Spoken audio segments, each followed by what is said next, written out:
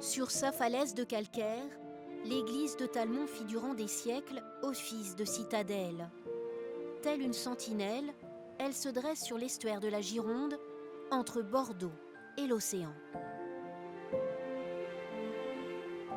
Bernard Mounier est tombé amoureux de ce rivage il y a plus de 50 ans. Depuis, il est devenu l'historien de Talmont. Talmont, c'est un bateau à l'ancre. Et avec les courants de la mer et de la rivière qui vont dans un sens et dans l'autre, c'est comme un bateau qui tourne autour de son ancre. Une fois vers Bordeaux, l'autre fois vers New York. Talmont, c'est un voyage. Son église du XIIe siècle est constituée de pierres provenant des ruines d'une ancienne cité gallo-romaine toute proche. Elle porte le nom de la patronne des marins, Sainte Radegonde, qui fut aussi reine des Francs. Ce site, bordant la falaise, a longtemps été un lieu de pèlerinage. La ville a été construite au XIIIe siècle, en 1284, par le roi d'Angleterre, Édouard Ier, qui était duc d'Aquitaine. Il l'a acheté au roi de France et il a entouré la presqu'île de remparts. Ce fut une forteresse pendant des siècles, c'était habité par des militaires et leurs familles. Alors, ils étaient aussi un peu pêcheurs, un peu artisans, un peu tisserands. Les habitants de Talmont mesurent le privilège de vivre sur cette presqu'île. Le village ne compte pas plus de 100 âmes.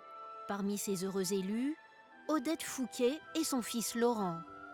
Chaque jour, quel que soit le temps, ils rejoignent leur cabane de pêche, perchée au-dessus de l'Atlantique.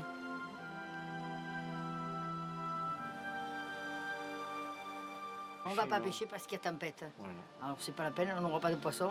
Le poisson, il en va au large. Alors bon, profitez d'ici, tranquille. Leur petit plaisir, jouer aux cartes, à l'abri, face au large.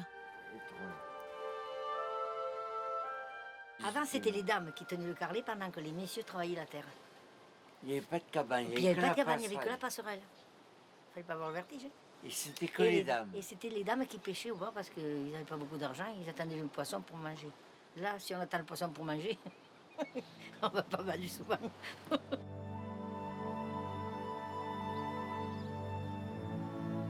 Sur cette terre baignée par l'océan, balayée par les vents, se trouve un vignoble planté en 2003. Un défi, car la vigne craint les embruns.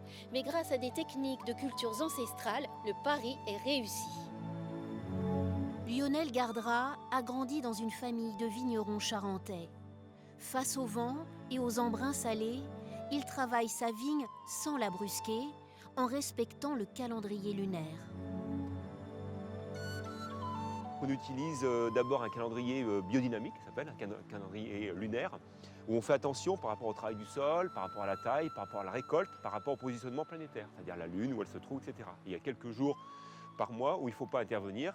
Et à terme, on arrive à faire des vins qui sont très très gourmands et très plaisants et très remarqués dans les différentes dégustations.